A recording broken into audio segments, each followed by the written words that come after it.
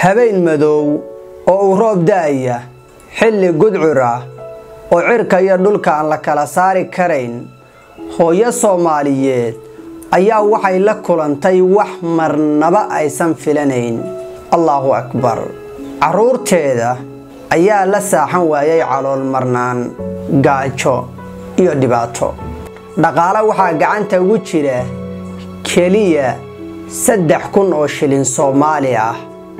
baad iyo biyo midna uma goyso. Intaa waxaa u dheer katiin yar oo aan dhaqaale badan joogin.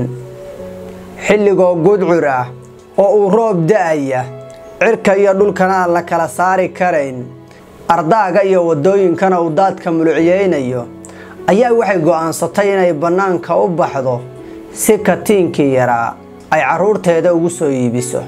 ma hubto mana garanayso inay heli doonto cid ka iibsata, maadaama ay tahay xilli dambe roobna uu daayo, cid bini'aadan oo soconaysana aysan jirin. 2 ragcoo sunno ah ayay tukatay, kadibna gacmaha ayay sare u taagtay oo Rabbi ayay bariday. bannaanka ayay aaday. ma wadato wax iftiin ama laydh ah, faynuus yar oo guriga u tiilayna caruurta ayay kaga soo tagtay. sidaa darteed gudcurkii iyo roobkii daayay ayay ku soo baxday, ayadoo biyaha tibaaxaysa, meel ay u socota iyo meel ay ka socotana aysan garanayn. ayaa waxa ka daba yimid gaari. laydhkii gaariga ayaa qabtay, kadibna ninkii gaariga waday ayaa markuu la siman yahay gaarigii joojiyay, isagoo yaaban.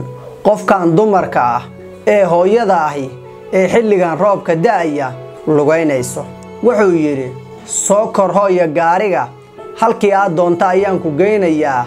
maxay tahay duruufta iyo xaaladda adag ee xilligani bannaanka kuu soo saartay? xageedse doonaysaa inaan ku geeyo? waxay tiri, gurigayga waa dhow yahay, waxaanse kaga soo baxay xilligani dan iyo duruuf jirta. katiinkan yarka ah ayaan doonayay inaan soo iibsado oo ilmahayga waxay caawa ku saaxdaan aan ugu raadiyo, maadaama caruurtii ay calool maran yihiin oo aysan saaxan karayn. ninkii ayaa yidhi, katiinka aniga ayaa kaa iibsanaya. aad bay u faraxday hooyadii. sidoo kale wuxuu ugu daray, dukaan aniga aan leeyahay ayaan raashin kaaga soo qaadayaa.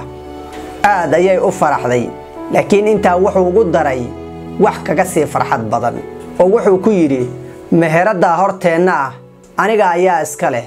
waa maqaaxe lagu iibiyo raashinka. waxaan doonayay inaan iibsado oo maalmahani waxaan raadinayay ganacsade iga iibsada, maadaama danta iyo xaaladda iyo duruufta ay ku haysato. meherada wixii caawa laga bilaabo adiga ayaan kugu wareejinayaa. lacag intaa la egna way iga gashay. in yar isaga soo celi, caruurtaadana ku biilo. maanta wixii ka bilowdana waxa tahay mulkiilaha maqaaxida. hooyadii gurigii waxay ku soo laabatay ayadoo raashin wadata, ahna mulkiilaha meherad weyn oo raashinka lagu iibiya, taa oo ku taala meel istiraatiiji ah oo santar ah, macmiil aad u tiro badan haysato.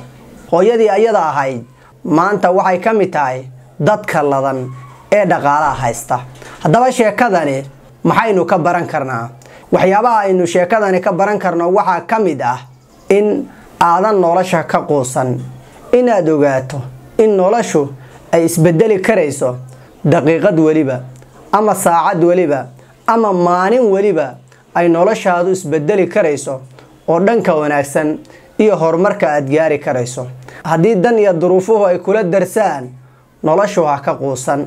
tan labaad, inaad Allah ku xirnaato iyo mar waliba inaad Allah gacmaha u taagato oo isaga bariday inay tahay horumarkaaga iyo guushaada.